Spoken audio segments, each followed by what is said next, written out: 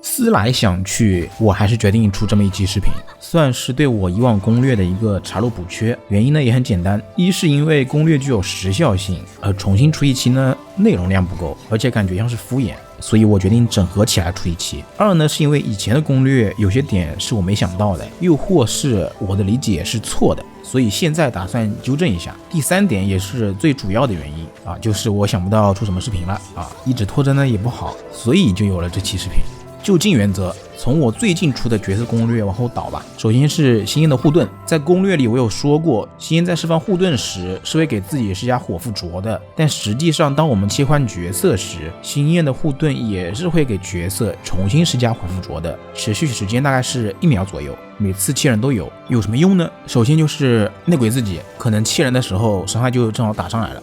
然后就是可以消除自身的附着或是一些 debuff 之类的，例如凝结之冰。最后还有非常有趣的一点，星夜的护盾可以和万叶配合，轻松打出双扩散，给怪上水，然后开盾，然后切万叶使用元素战技和下路攻击即可打出双扩。因为护盾会给万叶自身上火，所以战技的下路攻击是会燃火的，起手扩水，下路攻击扩火，算是最方便的双扩角色了吧，比班尼特还要方便一些，因为是一启动。挂火也是切人就有的，而班尼特的大招挂火还要等一下才行。那么有什么实战价值呢？可以塞进火 C 加叶兰的队伍里，迪卢克、胡桃、萧公都可以，这样火 C 加叶兰就都能享受到万叶的减抗和增伤了。星焰也有护盾，能小小的保证一下生存。二命星焰本身也可以带西风大剑，因为大招必定暴击的效果可以完美触发西风铲球，进一步提高辅助能力。而我们只需给星焰堆充能和防御就好了，整体效果还是可以的。顺便一提，该阵容里的叶兰是可以打蒸发的，只要是群怪环境，利用万叶大招扩活，又或是星焰的3级护盾的挂火，即可解锁真叶玩法。当然除了水火之外，其实我们还可以拓展一下，像是冰火双扩散、雷火双扩散，其实也都可以做到，说不准以后就派上用场了。那么以上是星焰的补充内容，然后是克勤。在克勤攻略中我有说过克皇的输出手法，带平雷是 EQE A 中 A 中循环，带如雷是 EE QEE A 中循环。但后来在我一次又一次的实战中，我发现其实克勤还是带如雷更好，输出手法应该优化为 EE A QEE A 或是 A 中 A 中 A 中 A 中，尽可能多打战技和普攻来实现更多次的激化反应。两段战技用完，在 A 那一下，就是因为那一下是可以触发激化的。同理，队伍里如果有草神的话，也建议 EQ 完 A 一下再切了，也一样可以多打一段慢激化伤害。该手法可以非常有效的提高队伍的整体输出和爆发，对单对群方面都没有什么短板。总之，比我以前要说的好的多就对了，细节很重要。熔炉，当初出迪卢克攻略的时候，心里想的其实是正好赶上迪卢克卖皮肤了，应该是有热度的吧，所以匆匆忙忙出了一期。确实是没想到火系居然还能打融化。熔炉即如凯万般，利用万叶实现冰火双扩，然后揽冰圈依靠凯亚的大招上冰来支持迪卢克打融化。因为迪卢克的上火频率不算太高，所以整体上完全可行。优点是队伍的爆发伤害非常高，缺点就是队伍循环和养成非常困难，需求高命，特别是凯亚。具体手法是凯亚一起手，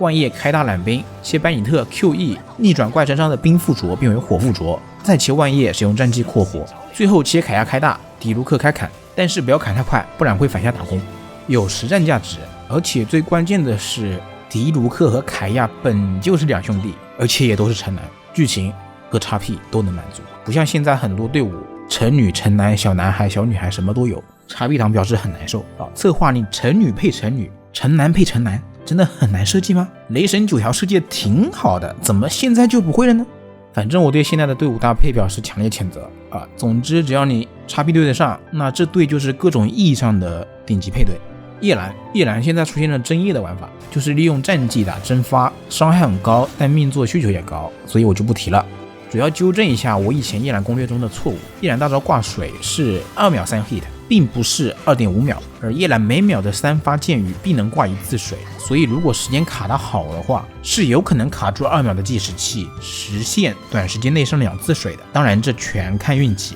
还有就是叶兰的挂水和行秋还是有很大区别的，行秋的挂水必须得先有普攻的动作，但叶兰的挂水是只要你按下了普攻的按键，剑雨就发出去了，响应的会更快，机制上会更优秀一点，大概就是这样。干预有了草神之后，现在的熔干也进化了，优化掉了香灵。原先熔干需要香灵 Q 启动，所以在香灵没大的时候就很难受。现在有了草神，我们可以利用燃烧反应来给怪持续挂火。这里简单说一下燃烧反应。燃烧反应可以理解为强火，而且是持续不断的。期间只要我们一直给它挂草，那么燃烧就不会停，可以一直烧到怪死亡。而草神的战绩，只要在我们打标记的怪时触发了反应，那么该战绩是会自动挂一次草的，只要是反应都行，不强求是草元素相关反应，扩散、感电、超载、融化这些都可以。所以这样一来，我们就可以实现干预战场射箭、草神后台补草、续住燃烧的操作了。而且草神大招还能给战场角色加精通，可以说是非常完美。当然，假如长时间不打出反应的话，